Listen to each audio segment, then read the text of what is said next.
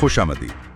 आज हम किस्त नंबर 358 की गहराई में जा रहे हैं। तो शुरू करते हैं किस्त के आगाज से, जहां यास्मीन हारून का इंतजार कर रही है। जी, और सबिया उसे कह रही है कि देर हो गई है, मत रुको। और साथ ही वो चोरी वाला वाकया भी याद दिलाती है जब हारून ने उसे बचाया था। हाँ, ये बात, क्या ये सिर्फ फिक्र थी या कुछ और भी था उसमें? मतलब एक तंज? मुझे भी ऐसा ही लगा। बज़ाहिर तो बहन की फिक्र है, लेकिन अंदाज में एक हल्की सी तंबीह या शायद जिताने का अंदाज था यास्मीन के लिए। फिर यास्मीन फोन करती है, हारून नहीं उठाता, और जैसे ही वो जाने लगती है हारून आ जाता है। बिल्कुल ऐन वक्त पर। और यास्मीन का वो जुमला, कुछ ज्यादा ही सही वक्त पर आए हो तुम, उसमें तंज साफ था।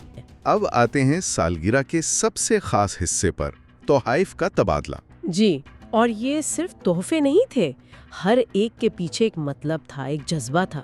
शुरुआत जोदत साहब से हुई, लकड़ी का कबूतर। अमन की अलामत। उन्होंने कहा भी कि पोते की खबर ही घर में अमन लाई है। बहुत गहरी बात थी। वाकई। फिर आज़ादी साहिबा ने दिलान की तस्वीर दी। वो फ्रेम शुदा तस्वीर, माजी से जुड़ाव, माँ बेटी का रिश्ता। दिलान बहुत जज्बाती हो गई थी। तहाइफ ने रिश्तों को वाजे किया, खास तौर पर बारान के तोहफों ने। लेकिन यास्मीन की नीयत, वो पुरस्रार धमकी और वो छुपा हुआ खत, ये सब आने वाले वक्त के लिए अहम इशारे हैं।